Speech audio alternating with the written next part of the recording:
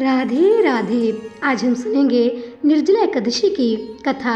तो चलिए प्रारंभ करते हैं। भीमसेन व्यास जी कहने लगे कि हे पितामह, भ्राता युधिष्ठिर, माता कुंती, द्रौपदी, अर्जुन, नकुल और सहदेव आदि सब एकादशी का व्रत करने को कहते हैं, परंतु महाराज मैं उनसे कहता हूँ कि भाई मैं भगवान की शक्ति, पूजा आदि तो कर सकता हूँ, दान भी दे सकता हूँ, परंतु भोजन के बिना नहीं रह सकता। इस पर व्यास जी कहने लगे कि हे भीमसेन, यदि तुम नरक को बुरा और स्वर्ग को अच्छा समझते हो तो प्रति मास की दोनों एकादशियों को अन्न मत खाया करो। भीम कहने लगे कि हे पितामह, मैं तो पहले ही कह चुका हूँ कि मैं भूख सहन नहीं कर सकता।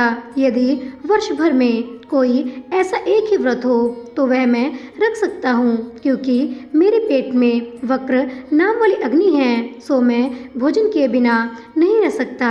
भोजन करने से वह शांत रहती है, इसलिए पूरा उपवास तो क्या, एक समय भी बिना भोजन किए रहना कठिन है। अतः आप मुझे कोई ऐसा व्रत बताइए जो वर्ष में केवल एक ही बार करना पड़े और मुझे स्वर्ग की प्राप्ति हो जाए। श्री व्यास जी कहने लगे कि हे पुत्र, बड़े बड़े ऋषियों ने बहुत शास्त्र आदि बनाए हैं जिनसे बिना धन के थोड़े परिश्रम से ही स्वर्ग की प्राप्ति हो सकती है। इसी प्रकार शास्त्रों में दोनों पक्षों की एकादशी का व्रत मुक्ति के लिए रखा जाता है। व्यास जी के वचन सुनकर भीमसेन नरक में जाने के नाम से ही भयभीत हो गए और कांपकर कहने लगे कि अब क्या करूं? मास में 2 व्रत तो मैं नहीं कर सकता।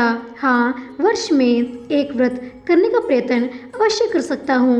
अतः वर्ष में एक दिन व्रत करने से यदि मेरी मुक्ति हो जाए तो ऐसा कोई व्रत बताइए। यह सुनकर व्यास जी कहने लगे कि हे वृषभ और मिथुन की संक्रांति के बीच ज्येष्ठ मास के शुक्ल पक्ष की जो एकादशी आती है उसका नाम निर्जला है। तुम उस एकादशी का व्रत करो। इस एकादशी के व्रत में स्नान और आचमन के सिवा जल वर्जित है। आचमन में 6 मास से अधिक जल नहीं होना चाहिए, अन्यथा वह मद्यपान के सदृश हो जाता है। इस दिन भोजन नहीं करना चाहिए, क्योंकि भोजन करने से व्रत नष्ट हो जाता है। यदि एकादशी को सूर्योदय से लेकर द्वादशी के सूर्योदय तक जल ग्रहण न करें तो उसे सारी एकादशियों के व्रत का फल प्राप्त होता है। द्वादशी को सूर्योदय से पहले उठकर स्नान आदि करके ब्राह्मणों का दान आदि देना चाहिए। इसके पश्चात भूखे और सत्यापात्र ब्राह्मण को भोजन कराकर फिर आप भोजन कर लेना चाहिए। इसका फल पूरे 1 वर्ष के संपूर्ण एकादशियों के बराबर होता है। व्यास जी कहने लगे कि हे भीमसेन, यह मुझको स्वयं भगवान ने बताया है।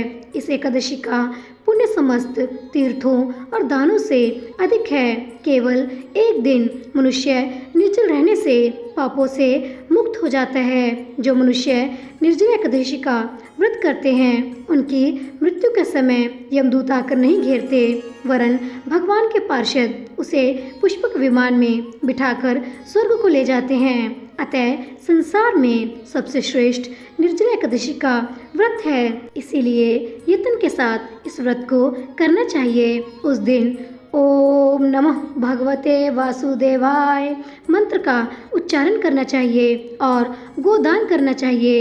इस प्रकार व्यास जी की आज्ञानुसार भीमसेन ने इस व्रत को किया, इसलिए इस एकादशी को भीमसेनी या पांडव एकादशी भी कहते हैं। निर्जला व्रत करने से पूर्व भगवान से प्रार्थना करें कि हे भगवान, आज मैं निर्जला व्रत करता हूँ, दूसरे दिन भोजन करूँगा, मैं इस व्रत को श्रद्धापूर्वक करूँगा, अतः आपकी कृपा से मेरे सब पाप नष्ट हो जाएं। इस दिन जल से भरा हुआ एक घड़ा वस्त्र से ढककर स्वर्ण सहित दान करना चाहिए। जो मनुष्य इस व्रत को करते हैं उनको करोड़ फल सोने के दान का फल मिलता है। जो इस दिन यज्ञ आदि करते हैं उनका फल तो वर्णन ही नहीं किया जा सकता। इस एकादशी के व्रत से मनुष्य विष्णु लोक को प्राप्त होता है। जो मनुष्य इस दिन अन्न खाते हैं वे चांडाल के समान हैं, वे अंत में नरक में जाते हैं। जिसने निर्जला एकादशी का व्रत किया है वह चाहे ब्रह्म हत्यारा हो, मद्यपान करता हो, चोरी की हो या गुरु के साथ द्वेष किया हो, मगर इस व्रत के प्रभाव से स्वर्ग को जाता है। हे कुंती पुत्र, जो पुरुष या स्त्री श्रद्धापूर्वक इस व्रत को करते हैं उन्हें अर्घ लिखित कर्म करने चाहिए। प्रथम भगवान का पूजन, फिर गोदान, ब्राह्मणों को मिष्ठान व दक्षिणा देनी चाहिए तथा जल से भरे कलश का दान अवश्य करना चाहिए। निर्जला के दिन अन्न, वस्त्र, जूती आदि का दान भी करना चाहिए। जो मनुष्य भक्ति पूर्वक इस कथा को पढ़ते या सुनते हैं उन्हें निश्चय ही स्वर्ग की प्राप्ति होती है। और इसी के प्रकार हमारी